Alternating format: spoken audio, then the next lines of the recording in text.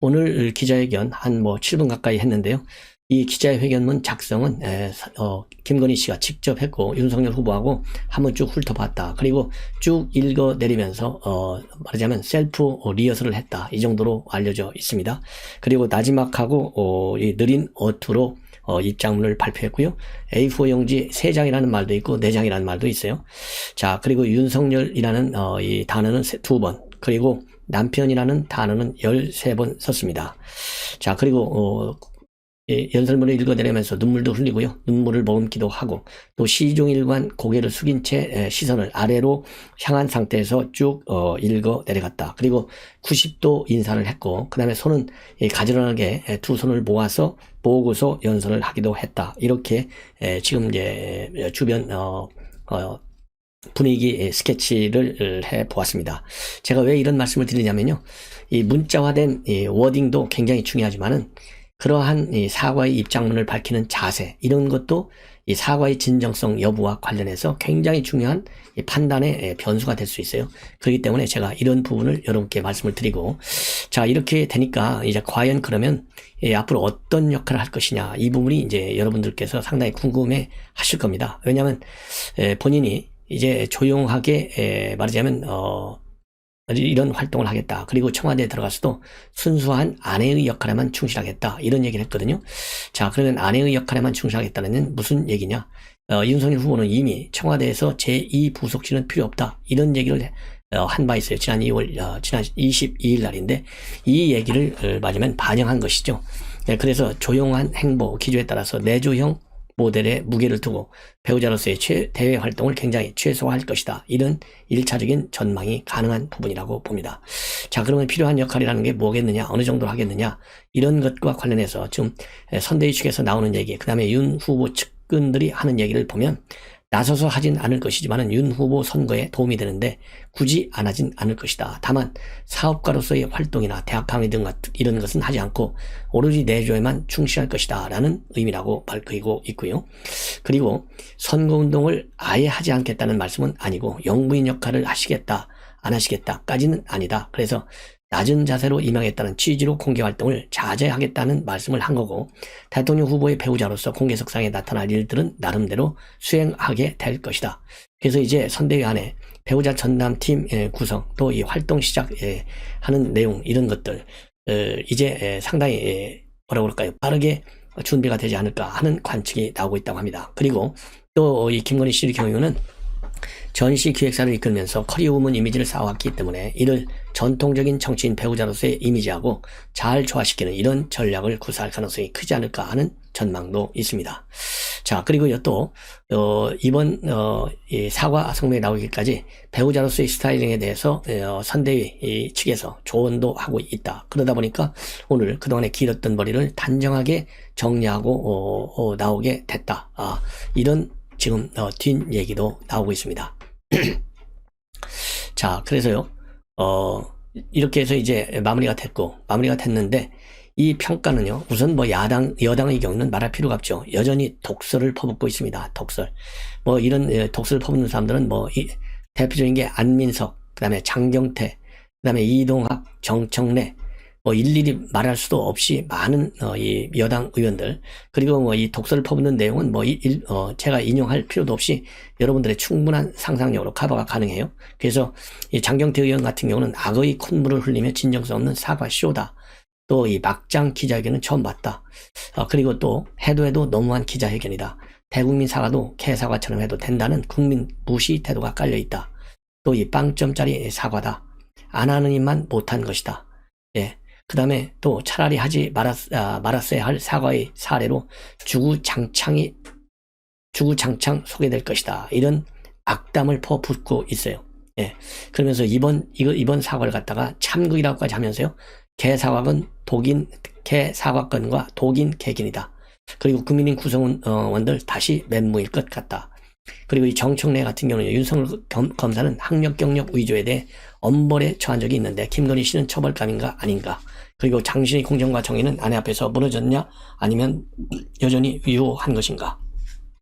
이런 비판을 내놓고 있고요. 안민석 같은 경우는요, 기본이 안 된 기자회견이다. 한마디로 신파 코미디 같은 황당 회견이다.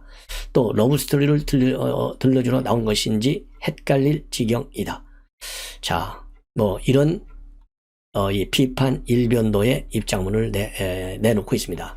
자, 뭐가 뛰면 뭐가 뛴다고요? 조성은이가 다시 또 나왔어요. 그래서 조성은 씨가 이 오늘 기자회견과 관련해서요, 다음 주에 진짜 후보 교체되겠네, 이런 또 막말을 하고 있는데, 이런 사과 영상을 공유하면서 여러분은 지금 대국민 사과 기자회견을 보신 거다, 진짜 충격적이다, 다음 주에 진짜 후보 교체 가겠는데, 이런 비판을 내놓고 있습니다. 그러면서요, 또 조성은 씨는 오늘자 여론조사를 인용하면서 김건희 씨 사과한다고 설친 이유가 이유 같다, 그러면서 손준성 검사가 자백하기에는 아직도 모란한 수치다, 이렇게 하고 있어요. 이 얘기는 결국 뭐냐, 오늘 써든 포스터가 CBS 의뢰로 여론조사를 했는데, 그 여론조사를 보면 윤석열이 말하자면 27.7, 이재명이 36.6이거든요. 약 한 9% 정도 뒤져요. 이 9% 정도 여론조사가 뒤지니까 놀래가지고 나온 것 아니냐. 그래서 이보다 더 여론조사의 차이가 나면 그때 손준성이가 나올 것이다, 이렇게 또 비판을 하고 있습니다. 자, 그래서요, 이제 여당에서 여권에서 나올 만한 이 반응은 대부분이 나왔어요. 근데 누가 안 나왔느냐, 아직까지도 여러분들, 추미애가 아직 안 나왔어요. 그 다음에 또 누가 안 나왔느냐, 조국이 안 나왔어요.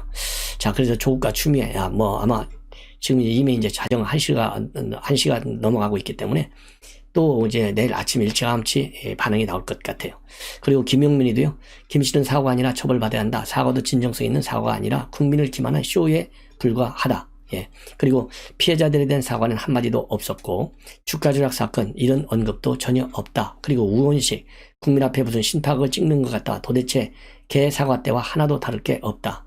강기정, 김 씨가 대국민 사과극 원고를 읽고 퇴장했다, 오랜만에 본 신파극이다, 그러면서요. 근데 뭘 사과했지? 이렇게 비꼬고 있고, 김두관 의원은 영화 화차가 생각난다, 경찰은 선영이라는 이름으로 살아온 차경선의 본 모습을 하나하나 밝혀야 한다, 국민들은 유은 후보가 아내의 잘못에는 어떤 공정의 잣대를 적용하는지 지켜볼 것이다.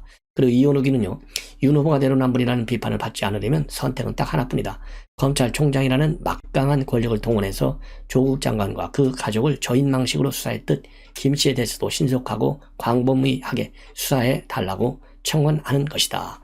또 이 양희원 형은요, 겨우 받은 사과인데 성실히 조사와 수사에 임하겠다는 얘기가 없고, 잘못의 구체적 내용도 없고 해명도 없고 말뿐인 사과로 범죄 혐의를 퉁치려고 하는 것 아니냐, 이렇게 비판하고 있습니다. 그리고 김성주 의원, 잘 보이고 싶어서 경력을 부표를 했다는데, 잘 보이려고 화장한 것이 문제가 아니라 전혀 다르게 보이려고 분장한 것이 문제다. 누구도 거짓을 통해 인정받은 경력으로 화려한 삶을 사는 것은 용납되지 않는다. 예, 이렇게 비판하고 있습니다. 그리고 전용기 선대위 대변은요, 오늘 윤석열 후보가 이제 행복경제라고 하는 이 공약을 발표했잖아요. 이 공약과 관련해서 말하자면 구체성은 없고 포장지만 화려한 말잔치 공약이다, 빈술의 공약이다, 이렇게 비판을 하면서 구체적인 공약 발표가 아닌 기조 발표 같다는 기자의 일침에는 구체적인 것은 공약집에 실릴 것이다며 얼버무렸고, 역시나 준비되지 않은 후보의 모습을 확인해준 공약 발표였다, 이렇게 얘기하고 있습니다. 그리고 또 이 추미애는요, 윤석열 후보가 지금 토론을 거부하고 있는 거, 이거와 관련해서 진짜 국민의 알 권리를 중대하게 침해하는 것이다. 그리고 1대1 실현 후보가 과연 어떤 정책을 갖고 있는지 알 수 없는 민심은 천불이 난다, 이렇게 돼 있어요. 그래서 지금 추미애가 오늘 경제 공약 발표인 거에 대해서까지는 말하자면 입장문을 내놓고 있습니다. 자, 그래서 이제 추미애 또 얼마나 이 독성 이 비판을 부을지 한번 지켜봐야 되겠습니다. 그리고 이제 우리 야권의 반응을 보면요, 우선 김종인, 이준석 이 두 분이 상당히 긍정적으로 평가하고 있어요. 김종인 위원장의 경우에는 전반적으로 메시지가 괜찮았다, 이제 한 장애물이 제거됐으니까 다른 것도 처리해야 된다, 그래서 선대위 쇄신 방안에 손을 대겠다라는 입장을 밝힌 것으로 해석이 되는 대목이고, 이준석 대표도 후보자 배우자의 오늘 용기는 좀 긍정적으로 평가했으면 좋겠다. 그리고 향후 공개 활동과 관련해서 위축되지 않고 본인의 원래 성격대로 솔직 담담하게 필요한 역할을 했으면 좋겠다, 이런 이 긍정적 평가를 했습니다. 그런데 말이죠, 지금 이제 홍준표 의원이 이제 어떻게 또 보는지 여러분들 궁금하실 텐데, 홍준표 의원의 경우에는 조금 비판적 입장문을 내놓고 있습니다. 홍준표 의원 뭐라고 했냐면 김씨 사과를 어떻게 보느냐라는 질문에 관해서는요, 국민적 분노를 가라앉힐 수 있겠느냐, 그래서 상당히 회의적으로 보고 있고요. 사과를 한마디로 평가하신다면 어떻게 답할 거냐라는 질문에 대해서는 유보적입니다. 글쎄요. 그래서 사과를 가라앉힐 수 없을 것이라는 쪽에 이 방점을 두고 있으면서 한마디로 평가는 유보하고 있다. 이 얘기는요, 여전히 윤석열 후보와 김건희 씨의 이러한 여러 가지 문제에 대해서 기본적인 이 네거티브한 인식 아직도 그대로 가지고 있는 것이 이제 확인이 된 거나 마찬가지인데요.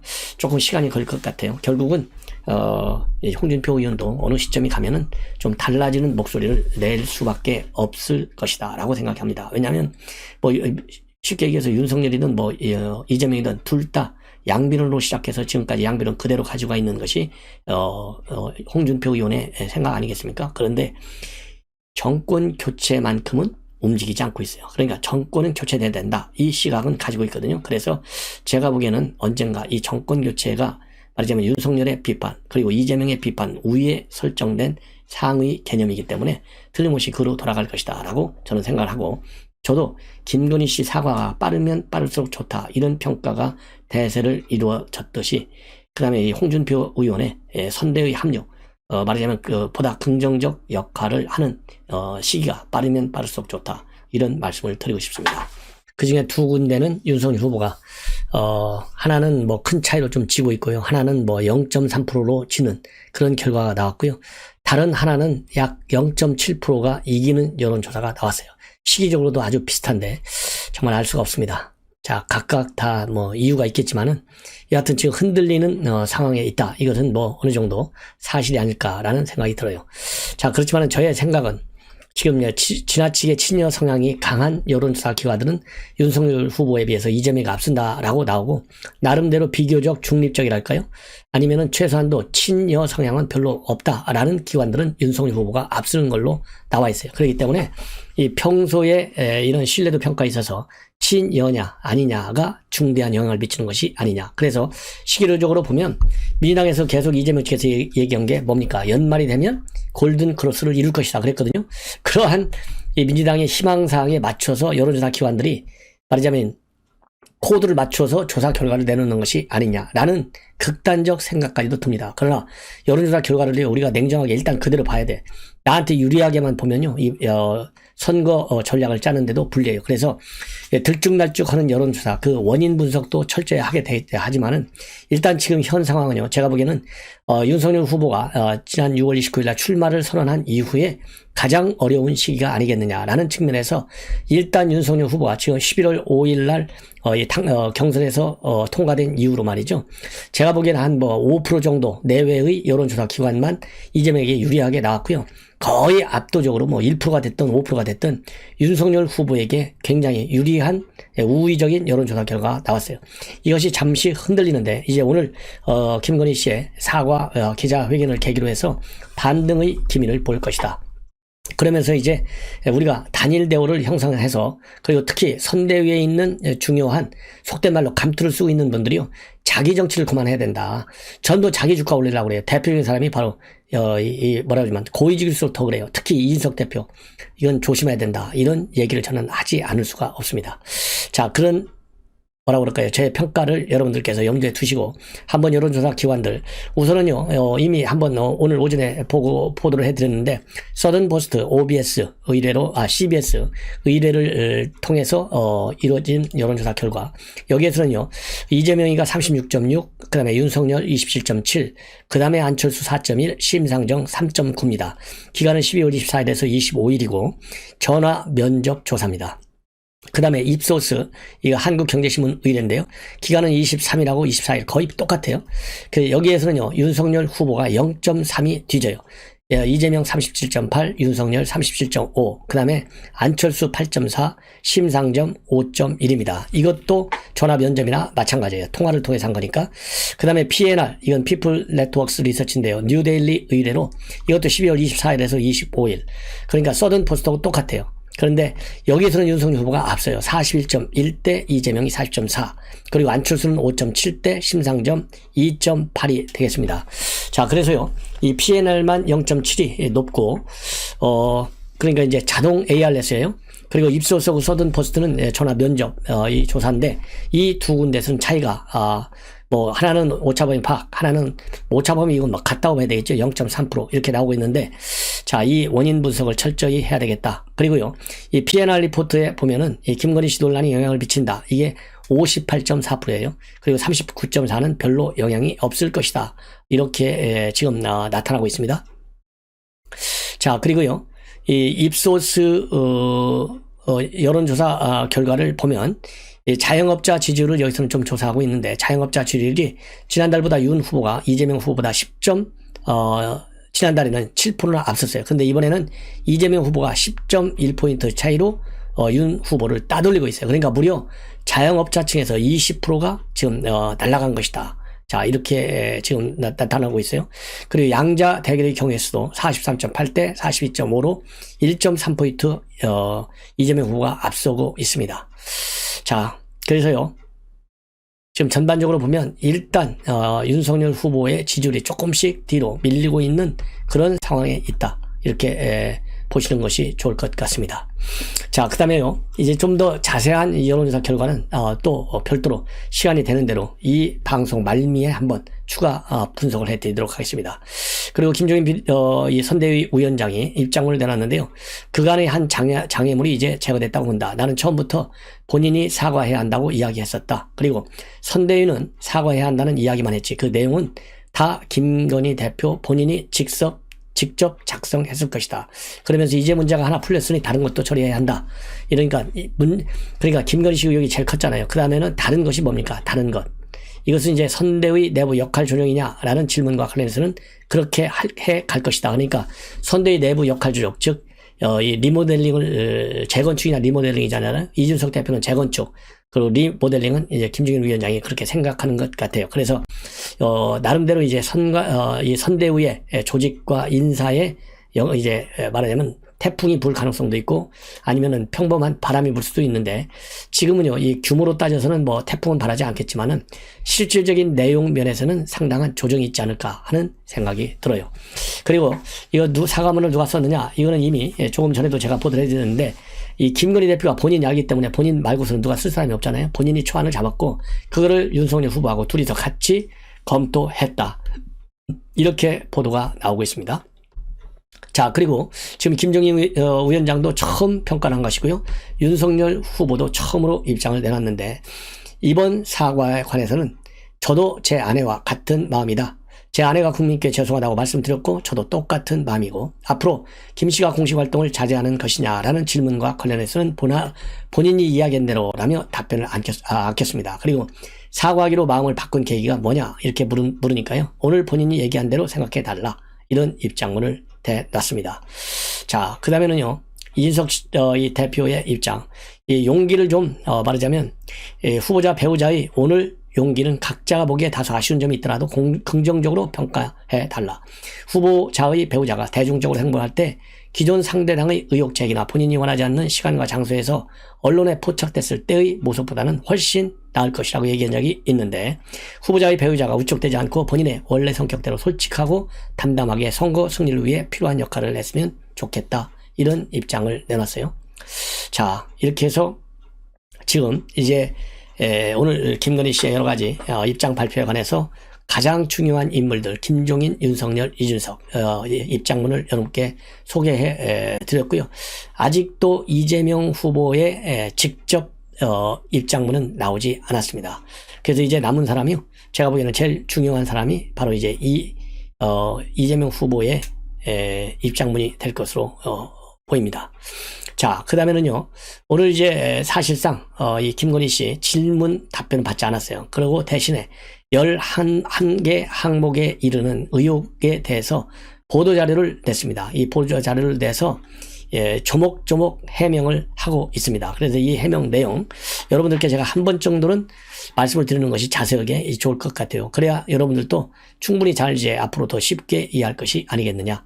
그래서 11개 의혹 중에 7개는 부풀렸고 다고 기재하고 그리고 오인 표기는 잘못 받은 것이다. 이렇게 송과단하는 이 표현을 동원해서 이 사과 오늘 입장을 발표했습니다. 자, 그러면 우선 수원여대 지원서 의혹 이건 허위는 아니고 부풀려져 있다. 수원여대. 그 다음에 뉴욕대 연수 의혹. 이거는 연수로 기재했는데 삼성미술관 기재는 잘못된 것이다. 그 다음에 이 중국어 근무 부정확한 기재했다. 서울대 대학원 이력에 오인 표기 송구하다. 이렇게 입장을 내놨습니다. 자, 조금 자세하게 말씀을 드릴게요. 여러분들께서 이 의혹의 실체, 말하자면 김건희 씨 측에서 내놓은 이 해명, 이거를 제대로 아셔야만이 여당에서 밀어붙이는 엉터리 의혹 제기에 우리가 대응할 수 있는 것이 아닌가, 그런 측면에서 제가 자세히 말씀을 드리겠습니다.